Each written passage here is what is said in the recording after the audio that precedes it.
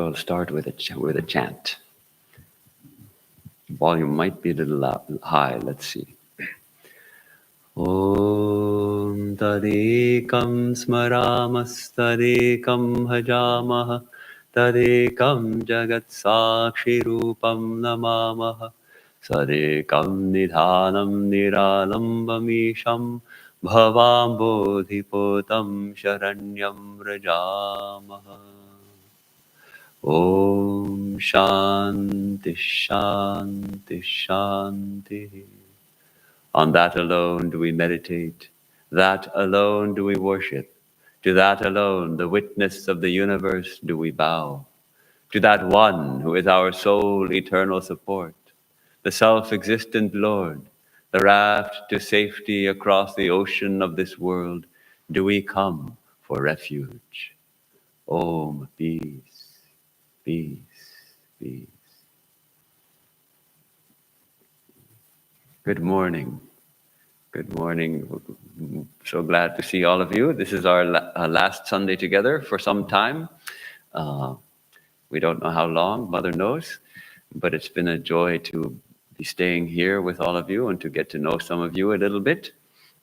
And today we have a talk titled Loneliness and Solitude. When Narendra, the future Swami Vivekananda, first came to Dakshineshwar and met Sri Ramakrishna there, he sang a song for him, a famous song, a Brahmo song. Let us go back once more, O mind, to our own abode, here in this foreign land of earth. Why should we wander aimlessly in strangers' guise? It's a beautiful, beautiful song. Mono cholo nijo niketane, সংসার বিদেশে বিদেশীর বেশে ভ্রম কেন অকারণে. Why should we wander about aimlessly here wearing the dress of a foreigner in this foreign land of earth? We're dressed like a foreigner and we're wandering about aimlessly. Why should we be doing that? Come on, oh mind, come on. Let's go back. Cholomon. Nijo Niketane. Let's go back to our own home, our own true home. It's a wonderful song. Of course, Sri Ramakrishna went into ecstasy hearing the song. And this song, it was written by one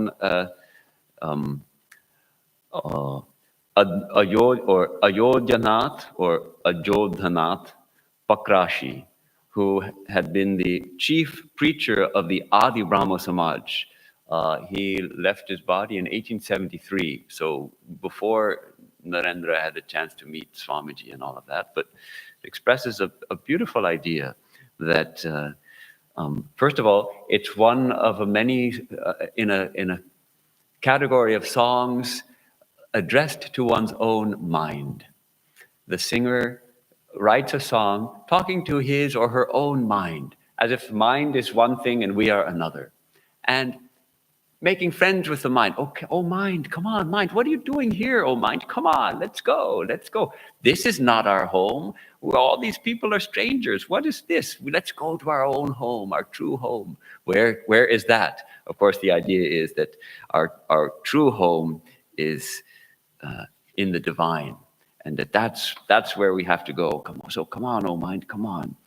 Let us ascend to that path of truth which leads to the supreme. So the whole song is beautiful and worth studying in depth, but we're not going to do that this morning. But that first line is really strikes at the heart of our human condition. We're taking this place, this land, to be the permanent, and we're looking to find fulfillment here. And the singer recognizes, oh mind, you're making a mistake. This is a stranger's land. This is a foreign land. Your own home is in the infinite, in the divine. Come on, let's go. So,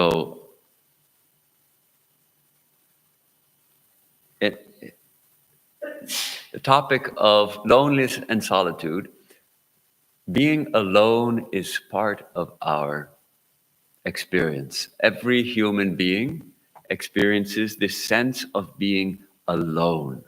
So long as we have not attained spiritual illumination, we feel ourselves, in a sense, to be separate from everybody. Is there anyone whom we feel one with? Perhaps with a spouse or a child, we feel very close. But even there, that feeling comes and goes, and we're left with this feeling of aloneness. I am somehow fundamentally alone. I am separate from other people. I have no one to call completely my own. So there are two ways we can experience this aloneness.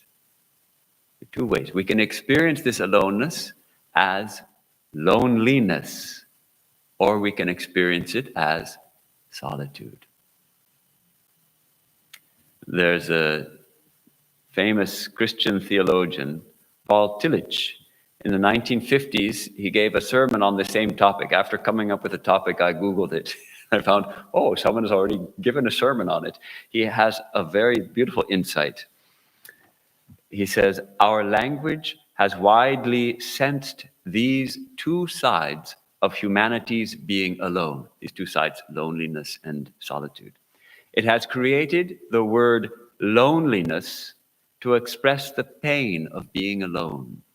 So our language has created the term loneliness to express the pain of being alone, and it has created the word solitude to express the glory of being alone, the glory of being alone.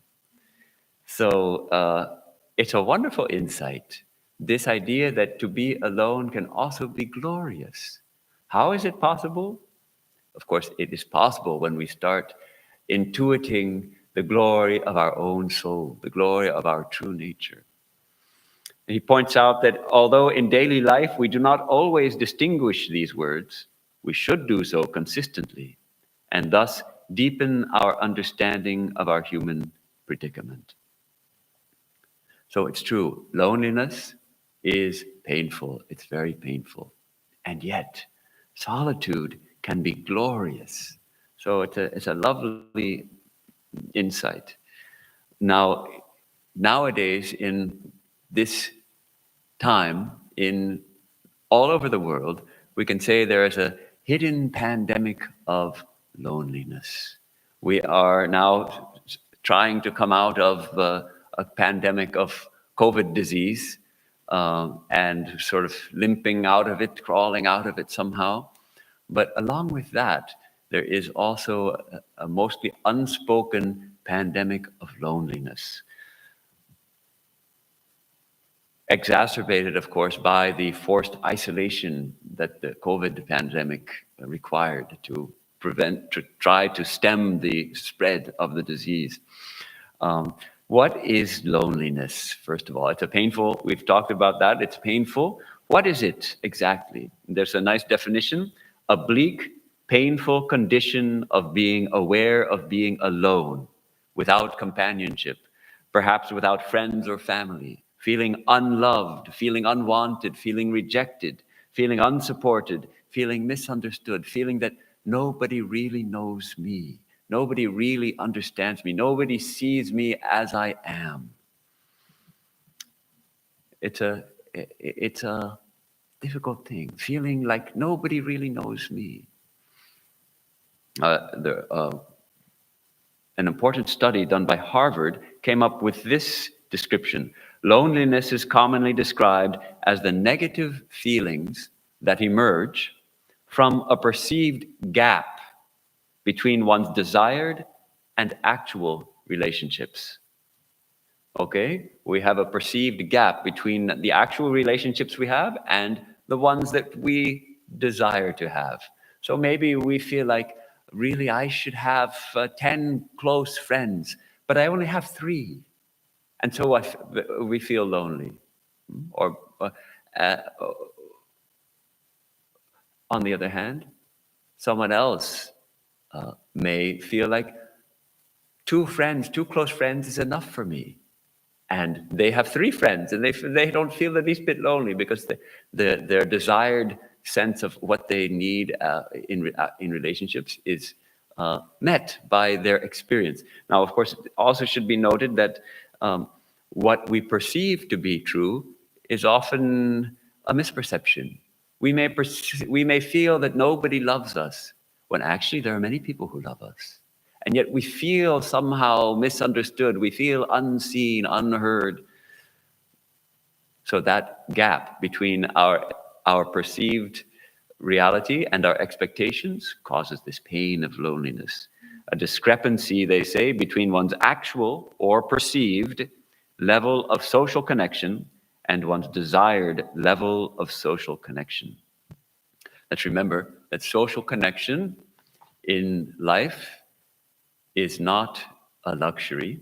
It is not just a nice thing to have, but not necessary. No, it is actually a necessity. It is essential for well-being of people. Only the great saints could live alone and not go mad. So social connection is a necessity. It's a fundamental part of being human. We live in community. The whole evolution of humanity has been in community. And we find that as we start in this day and age, we find that people are more and more living in smaller and smaller groups. And so the tragedy is that although the world's population is increasing, and perhaps you saw the news just the other day, the world's population crossed the 8 billion member mark. We have 8 billion brothers and sisters on this planet. And yet, tragically and heartbreakingly, we have more and more loneliness. More and more people, and yet so many more of them are also feeling lonely. How crazy is that? Is that not insanity? Because, and here in this country, we have this strong sense of individuality. So we all want to live, we want to be independent. And so what used to be a family used to be mom and dad and grandma and grandpa and maybe brothers and sisters and children and grandchildren and nephews and nieces and cousins and all living together. No doubt it caused some strains, but I bet loneliness was not such a problem. So many people living together, living in community. Now they break up family, just mom, dad, and the kids. And nowadays it's not 7, 8 kids, it's 1 or 2 kids. And then 10 years down the road, mom and dad decide they can't live together anymore, and so they separate off into their own little places. So loneliness is, the statistics are kind of grim. In 1950, we're talking about America now, 4% of Americans lived alone in 1950, only 4%. Now, today, 2021, 1 in 7, 15% of Americans live alone. 15%, and that is over 25% of all households. 1 in 4 households consists of a person living alone. And over age 60, 1 in 4, 25% live alone. So that's one cause for this pandemic of loneliness, is simply that people are living alone. This culture of individualism, which is so strong in America, on the one hand, it's a source of great creativity and the source of excellence. People shine in their respective fields and attain great levels of mastery and excellence in their respective fields. But on the downside, it's causing ruptures in the social fabric, severe ruptures in the social fabric, as more and more people live alone. They can't get along together. They don't know how to even be decent with one another. We see in the public sphere this breakdown of decency. People are no longer able, at least among ourselves, we are generally able to be decent with one another. And I think for the most part, we respect and love each other, at least in this Vedanta community. But if you look in the political sphere or the general public sphere, newspapers and all that, this lack of decency, that just insulting people left and right, and the rise of hate groups, and at the same time, we have this pandemic of loneliness. Maybe they're connected. We have also, of course, increasing pressure of work. Many people feeling this tremendous economic pressure, and more work and less pay. And so this is another stress in modern life. And then finally, the so-called social media, which might actually be better called anti-social media, because it doesn't draw people together; it drives people apart. Right? You can have 1,000 friends on Facebook and feel desperately lonely because none of them are real friends. It's just some kind of digital indication that somebody clicked on something and made you a friend. But where are the real relationships?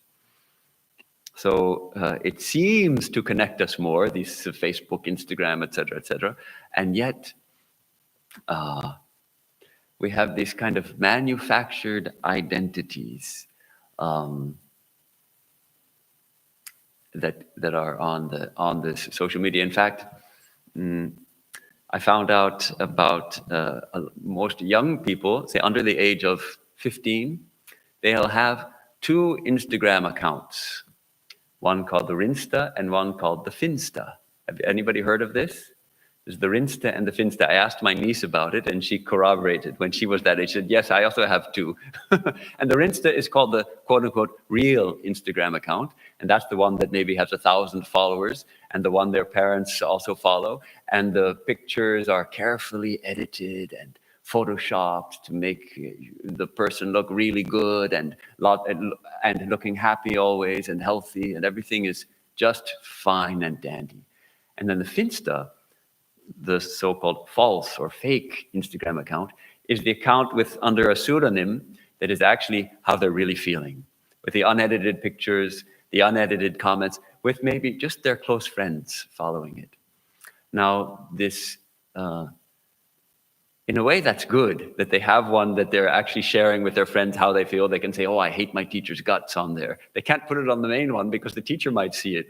But on their fake Instagram account, they can at least be a little honest.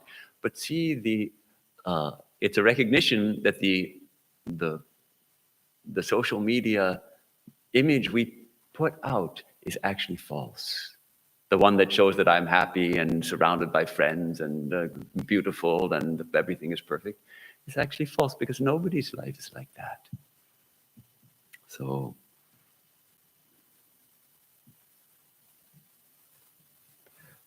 where sometimes I think we forget the value of friends, of close friendship, and forget that it takes time and energy to cultivate friendship and maintain friendships.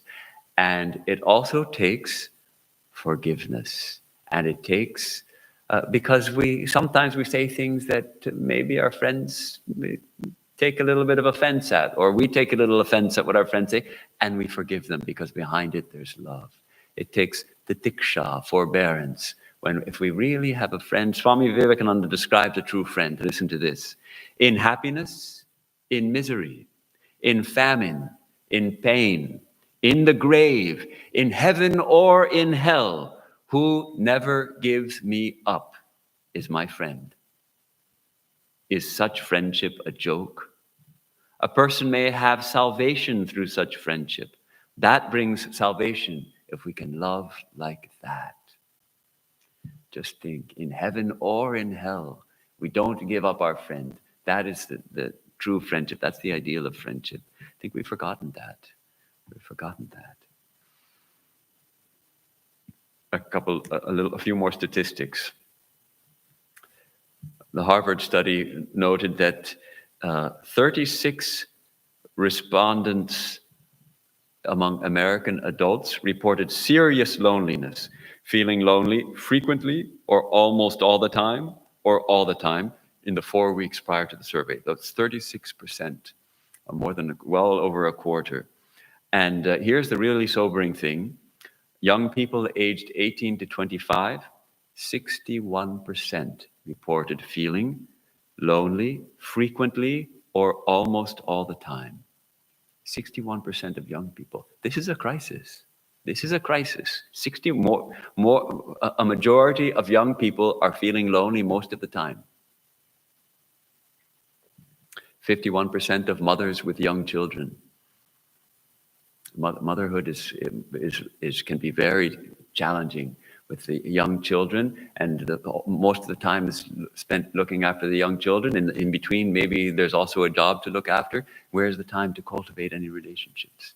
And though we love our children, but young children can't give us the kind of social connections we need. So this is, it's a serious issue. 43% of young adults reported increases in loneliness since the outbreak of the pandemic.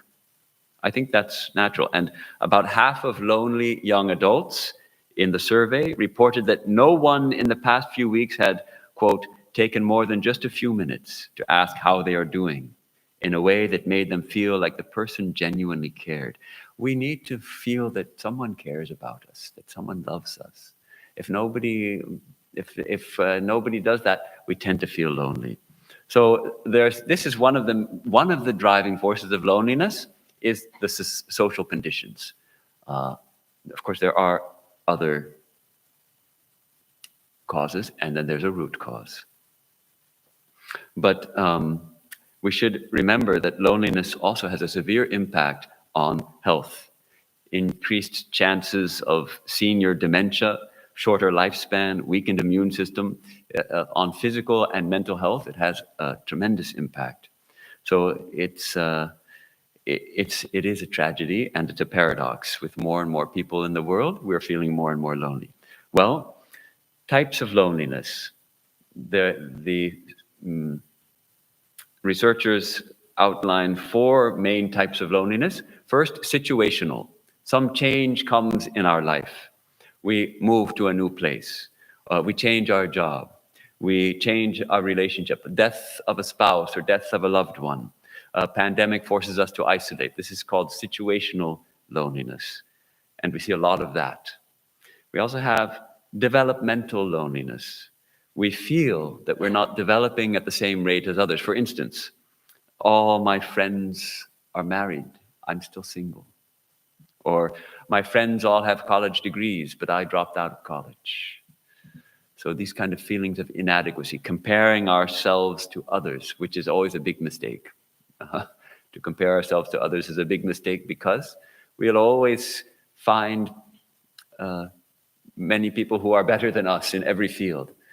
And so either comparing ourselves to others either leads us to depression or to narcissism. If we compare ourselves to people who are worse than us, then we'll start to have an inflated opinion of ourselves. If we compare ourselves to other people who are better than us, then we start to have a deflated opinion of ourselves. Better to have no opinion of ourselves and just focus on being on loving. All right, internal loneliness. When we are unable to form meaningful connections with others, perhaps we have low self-esteem and can't imagine that others would actually enjoy our company. I know someone like this who can't imagine that other people actually enjoy her company. You're a very, very nice person, very nice to have her company, yet she doesn't feel that anybody else could enjoy her company. Well, then she feels lonely. We should also not ignore the effect of childhood trauma in this kind of difficulty in developing a healthy sense of self-esteem and ability to form friendships. So this is a kind of existential loneliness. This is really what it comes down to, existential loneliness. There are 2 types in the sense of 2 time frames in which loneliness occurs. Transient loneliness. It comes and it goes. We move to a new city and we feel lonely. But gradually we make new friends in the new city and we start to feel, that loneliness dissipates. And then there's the chronic loneliness that's related more. So the situational loneliness tends to evaporate when the situation that's causing it lifts. But this chronic loneliness, it needs to be addressed. There's a group called Roots of Loneliness. They identified over 100 types of loneliness. things like birthday loneliness, breakup loneliness, cancer loneliness, caregiver loneliness, childhood loneliness, Christmas loneliness, all these different kinds of lonelinesses. So what about remedies? What do we do about this? Well, on the level of society, the researchers are coming up with different ideas. There are educational programs, social programs for bringing people together and all of that. And one study done by Cigna, they studied 4 types of intervention programs. One, programs that increased opportunities for social contact. They call it social recreation intervention. I think programs that bring people together. Programs that enhanced social support through mentoring programs, buddy care programs, conference calls, etc. Those that focused on social skills, like teaching people how to speak on the phone, teaching people how to give and receive compliments, enhancing nonverbal communication skills. And 4th, those that addressed maladaptive social cognition. Talk about what that means. Maladaptive social cognition means that I'm not perceiving correctly what my situation actually is. And surprisingly, of all these different types of interventions, only the 4th was really effective. Only this last intervention was effective at addressing loneliness in a real way. You think that getting people together more would solve the loneliness problem? It doesn't. What actually helps is helping people to heal their thoughts about themselves, to change their thoughts about themselves, to change their perceptions of what's happening. Maladaptive social cognition. We have irrational beliefs about ourselves. We have false expectations. We have self-defeating thoughts. One feels, and there's a therapy called cognitive behavioral therapy, or CBT, which is found to be quite effective in addressing loneliness. Cognitive behavioral therapy, it addresses cognition and behavior, and it teaches people to recognize their own self-defeating thought patterns, and then to adjust their behavior accordingly. It teaches them to recognize when they're misperceiving a situation, and then they perhaps have maladaptive social. See, maladaptive means at some point in life, maybe a child is bullied. And so they have to do something about it. Either they become very aggressive or they become extremely withdrawn. And that was necessary at the time because they're being bullied. But now, 10 years later, the now grown-up man or woman is very aggressive and drives everybody away. Or the grown-up man or woman is very withdrawn and so feels also very lonely. So that adaptation, as a child, I was being bullied. I had to become aggressive, or I had to become withdrawn to survive that. So it was an adaptation at that time. Now it's maladaptive. It no longer serves me, but it's still there. I don't realize it. This CBT, cognitive behavioral therapy, teaches me to recognize, oh, this is now not serving me well. And it struck me that this kind of therapy is actually very Vedantic, because we also are taught in Vedanta to recognize our maladaptive thought patterns. We think we are this body, and we think this world will give us satisfaction. Deep down inside, that's our modus operandi. We think that we will extract some happiness. Everybody, all human beings, are thinking that it is in this world that we'll attain some happiness if we struggle and we get enough money and we get the right spouse and the right degree and the right job and etc. We'll get some satisfaction. Actually, this is a maladaptive social cognition. And the true, the proper thought pattern is, I am a child of God. I am divine. Everything is within me. I have perfect fulfillment within myself. Only I have to look within and find it. And then I find that same divinity that shines in me, shining in all hearts. And so my only desire is to serve others and to worship the Lord by alleviating the suffering of humanity. This is how we could apply this kind of therapy to our human condition, in a Vedantic way. So,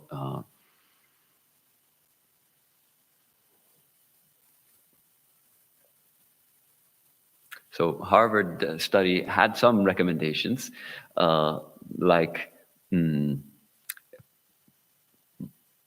making public these kind of therapies and through educational programs.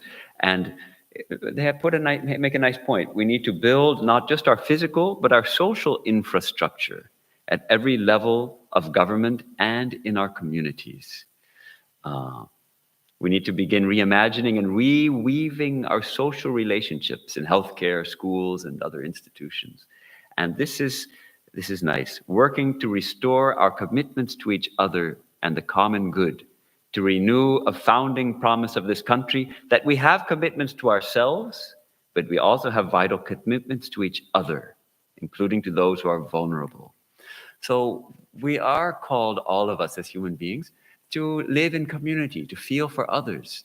And let us not forget that in this culture of individualism, the prioritizing the individual over the community. Let us not forget that we live in community. We have both. Yes, I can strive to excel in my own life. And yet, we have to also remember we are part of a community. It's interesting that I think Chinese culture especially, it's the community which is emphasized and the individual is not at all emphasized. And the community is always put first.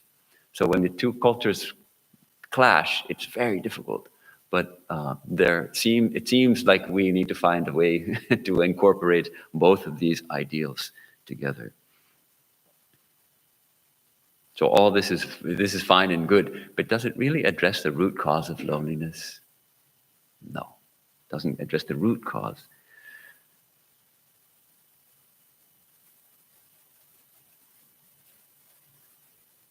Until we address this basic fact of our aloneness and become comfortable with it, loneliness will come back to us, will come to haunt us from time to time, will keep coming back to us. No other person can cure the pain of loneliness. When we feel lonely, we feel like, if only I had a mate, if only I had a soulmate who would understand me, if only I had a friend. And yet, paradoxically, no other person can fill that hole. No other person can cure that pain. A contemporary writer suggests, there's a wise statement here, loneliness is the human condition. Cultivate it. The way it tunnels into you allows your soul room to grow. Never expect to outgrow loneliness. Never hope to find people who will understand you, someone to fill that space. An intelligent, sensitive person is the exception, the very great exception.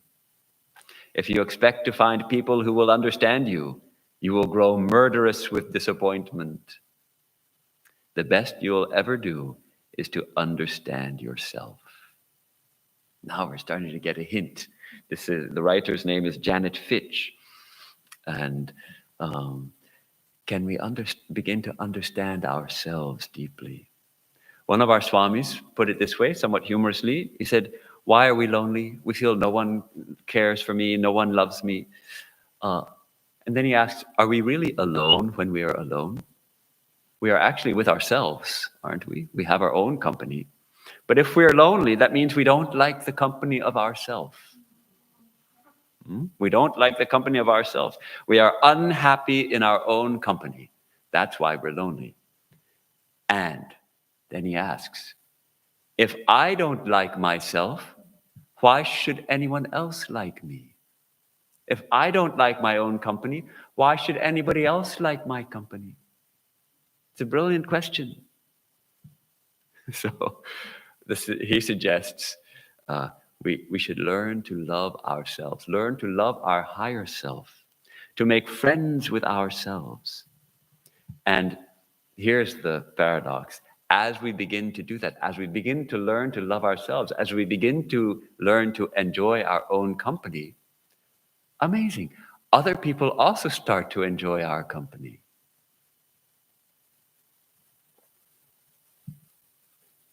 Sri Ramakrishna used to say, when the lotus blooms, the bees come of their own accord.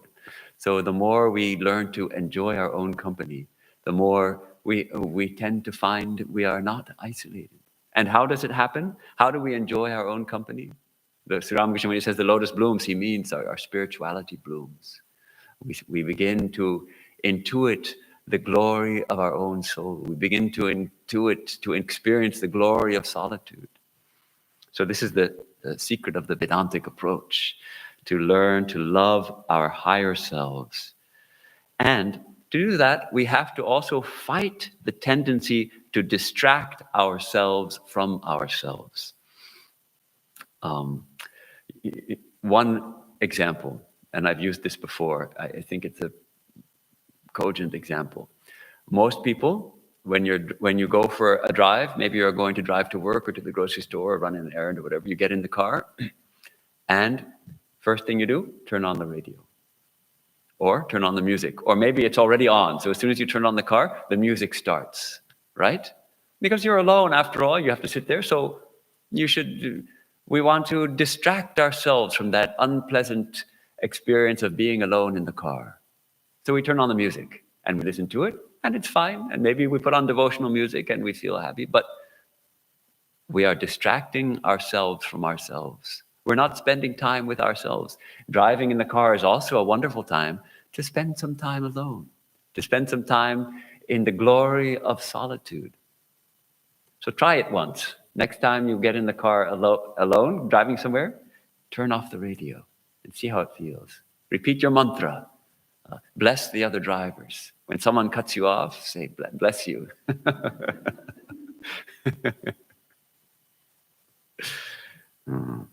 So we have to fight this tendency to distract ourselves constantly. TV, computer, this little machine in our pockets, which we all have in our pockets, and we distract ourselves. The moment we're alone with nothing to do, what do? We pull it out and check, did anyone comment on my latest Facebook post? Then we say, oh, someone posted. What? They said that? Make it. So we get caught in this big thing, this big drama. Where is it occurring? Nowhere. Where is it occurring? Nowhere. It's somewhere. There's some electrons are interacting and making these things happen on a little screen. It doesn't exist anywhere. Put it away and enjoy the glory of solitude.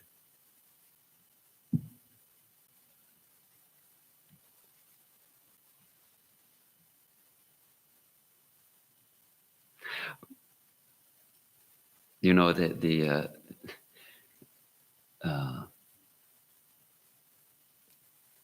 Swami Vivekananda, they were visiting a prison, an old prison in, where was it? Mont Saint-Michel in France. In 1900, he and his party were visiting this prison, and they had the dungeon prisons for the prisoners of the medieval times, the dungeon cages, and looking at that in probably with kind of horror. And someone standing next to Swamiji heard him say, under his breath, was startled to hear him say, "What a wonderful place for meditation." So Swami Vivekananda could be put into solitary confinement, which is a tremendous punishment, and he would love it.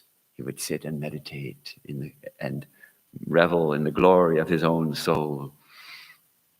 The spiritual life can be seen to be a kind of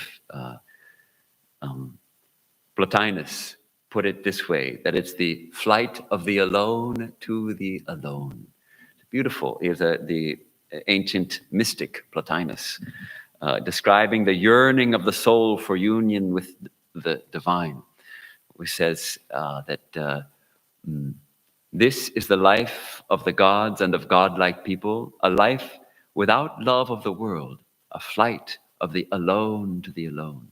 In the yoga system of philosophy, the goal is what? Kaivalya. It's the goal of spiritual life. What does Kaivalya mean? It means perfect aloneness. Perfect aloneness. Separation from Prakriti. Prakriti and Purusha have been separated. And it's a perfect aloneness, the glory of our own soul, separated from all the entanglements. Vedanta, of course, takes it one step further, because we find in that alone, everything is there. And we find that same one principle shining in every heart. So that is the glory of aloneness. There are some beautiful Sanskrit terms talking about this, this glory of our own soul. Terms like Atmarama, Atmarama, Atma, Arama, taking delight in Atma, in our own soul. Atma Tripta, completely fulfilled in our own soul. Atma Priya, where we find all love here in our own soul. Atma Tushta, completely satisfied in the self. So Krishna is telling Arjuna about, Arjuna asks him, well, what about someone who has attained the state of illumination? What's he like? And what does he do? How does he walk? How does he sit? What is he like? And Sri Krishna tells him a beautiful series of verses. The first verse goes like this. Prajahati yada kaman sarvan parthamanogatam atmanyevatmana tushtaha stita prajnastadocyate. So he says, when a person can completely cast away all the desires that are in the mind and is satisfied in the self alone, by the self, then this person is said to have attained steady wisdom. Stita prajna, steady wisdom, when one has cast away all desires. How so, cast away desires? Don't we get satisfaction by fulfilling desires? There is in all of us a bottomless pit called desire. It is a bottomless pit, and no matter what you throw in it, you can't fill that pit up. You can't fill it up, no matter how many dollars you throw in it, no matter how many. Sri Ramakrishna had a story of the 7 pots of gold. Do you know the story? To make a rather long story very short, a barber was given a blessing, he thought, by some kind of genie of 7 pots of gold. And they were full of gold. But then he found that the 7th pot was not quite full of gold. 6 pots full of gold, and the 7th pot was not quite full of gold. So he thought, well, it should be full. So they melted down his wife's jewelry and they put it in. But it still wasn't quite full. And the story is that they could never fill up that pot of gold. And he went on just going more and more into debt and more into difficulty, trying to fill up that last pot of gold. And finally, he realized, you can't fill it up. It's a cursed pot. that pot of gold is like the pot of desire in our hearts, in our minds. You can't fill it up. But it turns out that hole is illusory. Ultimately, it's a mistaken searching for fulfillment outside. And when we realize it's all here, divine is right here, then we attain that state of Atma-tripta, Atma-rati, Atma-rama.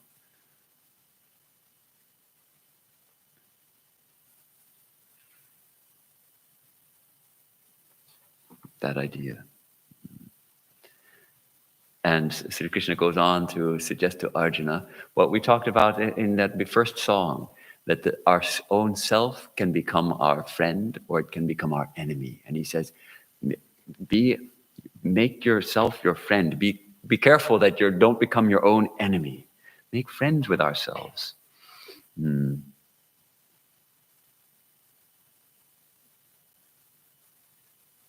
So this has been more or less along the lines of jnana yoga, remembering that our true self is perfect and complete, and trying to withdraw from our desires and our mistaken notions of ourselves and comparing ourselves, drawing back within, calling ourselves back to the eternal, remembering that we are perfect and pure and holy, cultivating a sense of our own holiness, our own purity, our own perfection.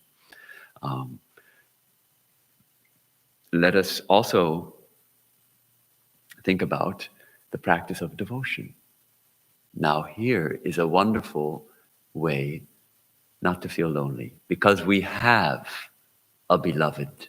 In the path of devotion, we have one who is our very own divine mother, or our very own divine child, or our very own divine friend. We have one who is, when we form a relationship with our divine beloved. And that relationship, how do we cultivate that? Above all, through the practice of prayer. We discussed that yesterday in depth.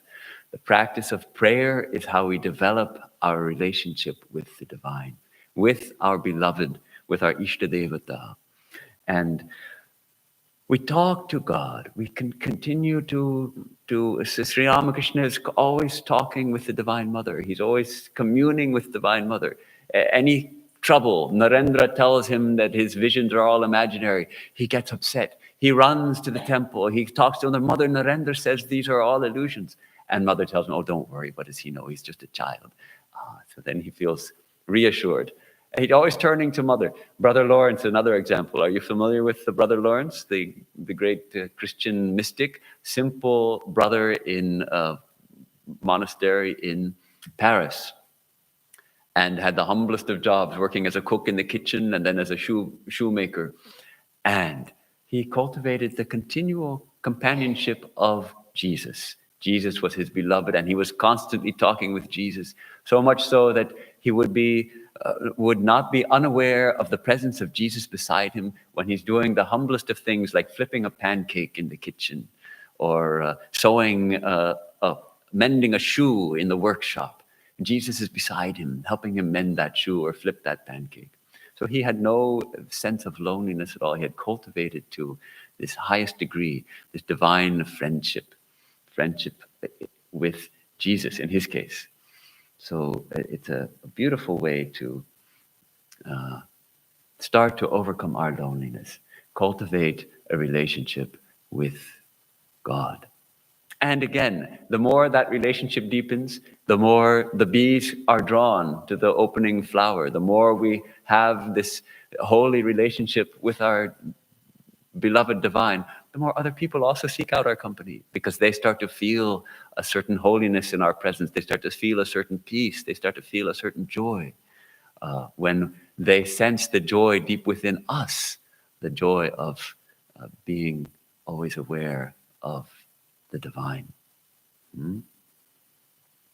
Sri Ramakrishna used to encourage his devotees and disciples very much to go into solitude now and then. Go be alone. That's why I suggested turn off the radio. That's also a form of going into solitude, be it just for the period of the drive. In those days, people lived in joint families, so it really was necessary to go into solitude. Now we're almost alone, many of us, anyway. So it may not be so necessary to go physically into solitude, but it's very necessary to go electronically into solitude. Turn off your computer, turn off your phone, turn off the radio, turn off the TV. Go to your meditation corner, be alone. Be alone for an hour, or take a day and go to the park and spend a few hours in the park alone, and start to taste the glory of solitude. Interesting though, Sri Ramakrishna himself also experienced loneliness. When he went to, Mathur Babu took him to Benares for a pilgrimage. And there he was surrounded by people talking about their investments and real estate and all wealthy landlords. And he felt completely bereft. He's like, at Dakshineshwar, I didn't have to hear all this nonsense, hear all these people talking worldly talk. So he felt lonely. He felt lonely for Dakshineshwar. And then, of course, he longed for his disciples. The Divine Mother had shown him a vision that he would have his very own disciples to whom he would teach everything, in whom he would pour his realizations, and they would carry his message to the world. And yet, where were they? There was Mathur Babu and a few gentlemen who had come to see him. Where were his young disciples? And so the yearning for them became intense. So you could say this was also a kind of loneliness. He would walk up to the roof of the kunti, where the mansion of the proprietors, and he would weep and weep, calling, "Where are you, my beloved children? Where are you? Come to me, come to me." And then they began to come. And it is said that that call of Sri Ramakrishna, "Come, my beloved children, come to me," that call is still resounding. That call that he called from the top of the mansion at Dakshineshwar, it's still resounding. And we are all trying to hear that call, all coming to the feet of Sri Ramakrishna, hearing that call, "Come, my children, where are you? Come to me. I long for you. I want to see you." So this is actually the loneliness of the divine, seeking for the devotee.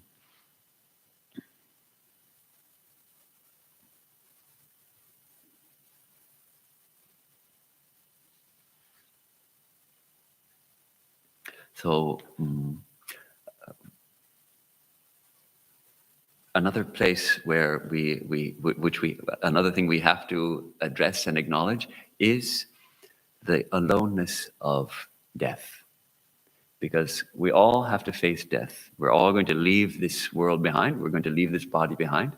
And we have to do it alone.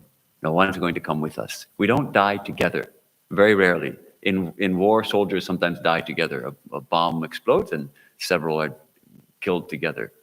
But in, say, husband and wife, one spouse will have to leave each other. One will have to leave. The only exceptions are if maybe we're driving together, you're driving together somewhere and have a big car crash and you leave the body, both killed instantly, and you leave the body together. In some ways, maybe that's a great fortune. You leave the body together and don't suffer the trauma of losing a spouse. But it can't be denied that in most cases, we will have to face that alone.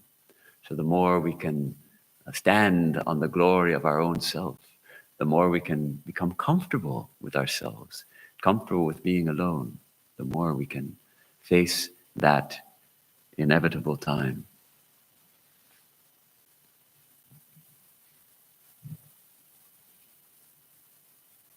Well,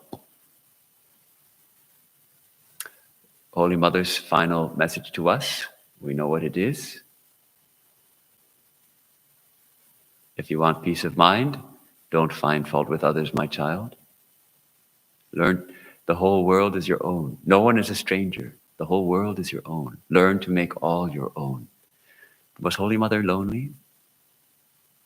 Can we be lonely if we learn to make everyone our own? Well, we started with this idea, with this song, that no one is your own. Now, is this a paradox? Here, Holy Mother is saying, make the whole world your own. How do we reconcile these two? Make the whole world your own. When we can do that, then we solve this problem of loneliness. But here, it's not a question of feeling unloved, feeling that nobody is our own. We know others are our own. But now, the tables are turned. We're not seeking to receive love. We are giving love. We're not seeking to receive understanding. We are understanding others. Like the prayer of St. Francis, grant that I may not seek to be consoled as to console, to be understood as to understand, to be loved as to love. For it is in giving that we receive. It is in pardoning that we are pardoned. It is in loving that we are loved, actually. So when we truly know that everyone is our own, the only way to do that is to be in touch with that true center of our being, the spirit, and start to recognize that in that infinite consciousness, we are all connected. We are not separate from one another. And then we can truly know that everyone is our own. No one is a stranger. Then we can go anywhere and feel even the smallest interaction will bring us joy because we are interacting with a spark of the divine. So, in conclusion, I wanted to discuss this issue of our human condition of being alone and its two aspects of loneliness and aloneness. And perhaps we talked a little too much about loneliness. But the true remedy, we know we have the various topical remedies, but the true remedy has to be the spiritual solution, where we become comfortable with our own self, where we start to intuit the majesty of our own soul, and also turn to the divine and develop this relationship with our own chosen ideal. At the same time, we must remember that the divine dwells in all beings, and maybe there is an old friend with whom we've lost touch. Maybe it's time to reach out, find out how they're doing. Give a little time to them. Maybe we have a neighbor who lives alone. Maybe we can take an hour this afternoon or next week and go knock on the door and ask how they're doing and bring some flowers or bring something to eat. Let us not underestimate the importance of reaching out to others. Let us not underestimate the power even of a few kind words to lift someone's spirits. Let us not underestimate even the power of a smile to cheer someone who's feeling lonely, to help them feel that they are connected, to look in their eyes and really see them as nothing other than a spark of the divine. And if we can see that in them, we help them to see it in themselves also.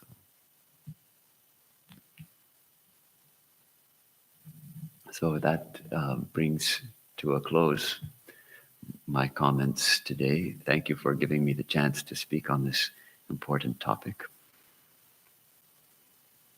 And now we have Arati. Close with a chant.